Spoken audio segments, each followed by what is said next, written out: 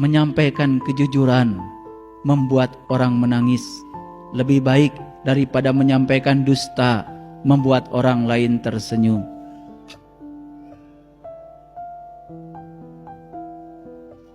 Huriyatul fikri wa huriyatul iradah, kata Nabi.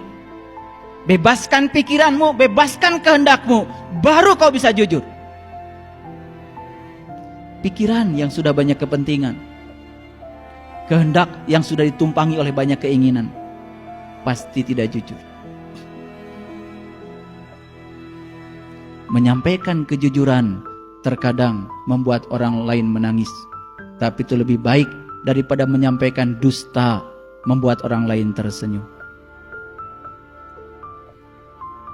Berat memang bicara jujur itu. Pasti akan dihantam oleh orang-orang yang tidak jujur. Jadi kata Allah di dalam Quran surat Toha, kalau kita baca dari ayat 1, ayat 2, ayat 3, ayat 4 terus sampai ayat 14. Di situ cerita siapa? Itu cerita perjalanan Nabi Musa. Nabi Musa mencari Tuhan.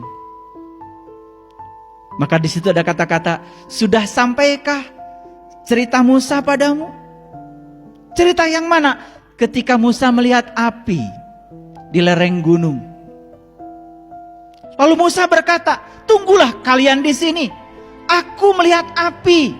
Aku akan menghampiri api itu. Semoga aku dapat petunjuk dari api itu.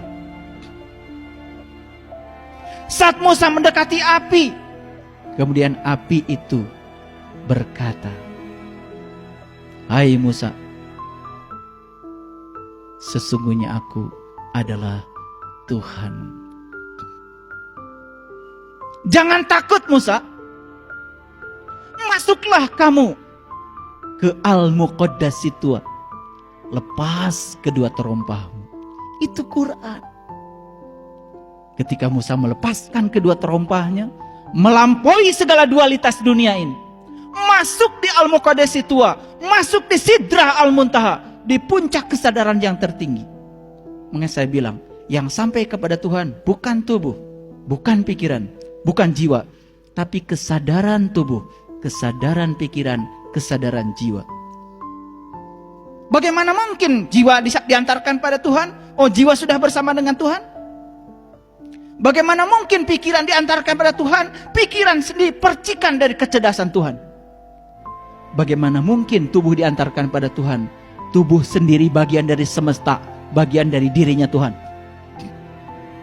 Yang akan sampai pada Tuhan adalah kesadaran tubuh, kesadaran pikiran, kesadaran jiwa. Makanya belajar agama itu belajar sadar. Banyak yang tidak sadar ketika sedang sholat, tidak sadar ketika sedang ngaji. Banyak juga yang tidak sadar ketika sedang makan. Makanya banyak orang-orang bijak hanya mengajarkan kesadaran dalam hidup ini. Subhanallah. Makanya Nabi Muhammad bertemu dengan Tuhan bukan di sebuah tempat. Karena Tuhan tidak terkungkung oleh konsep ruang dan waktu. Indah Sidratil Muntaha, di puncak kesadaran yang tertinggi. Makanya tugas kita apa? Meningkatkan kesadaran demi kesadaran. Makanya cerita Mi'raj itu secara simbolik. Nabi Muhammad di langit pertama bertemu dengan Nabi Adam. Di langit yang kedua bertemu dengan Nabi Yahya. Di langit yang ketiga bertemu dengan Nabi Idris, Nabi Yusuf. Di langit yang keempat bertemu dengan Nabi Idris. Di langit yang kelima bertemu dengan Nabi Harun. Di langit yang keenam bertemu dengan Nabi Musa. Di langit yang ketujuh bertemu Nabi Ibrahim. Masuk Sidrah Al-Muntaha. Begitu kita cerita langit, yang terpikir oleh kita apa? Langit itu ruang kosong yang di sana. No. Langit dalam bahasa spiritual menceritakan lapisan-lapisan kesadaran. Di langit pertama, di kesadaran pertama maksudnya, bertemu Adam. Adam itu apa? Adam itu materi. Makanya manusia belajar semua dari materi. Materi masuk energi, Yahya energi. Masuk energi ketiga, Yusuf. Yusuf itu indah. Masuk langit yang keempat, Idris cerdas. Masuk langit kelima, Harun cinta. Masuk langit keenam, Musa mutakalliman, berdialog dengan Tuhan. Masuk langit ketujuh, kesadaran Ibrahim, baru Sidra al-Muntaha. Makanya di Quran dikatakan, salatlah di makom Ibrahim. Salatlah di makom Ibrahim. Turun lagi pengetahuan kita. Begitu ada kata salatlah di makom Ibrahim, malah salat di pelataran Ka'bah. Ya, diinjak-injak orang. Salah pembimbing itu.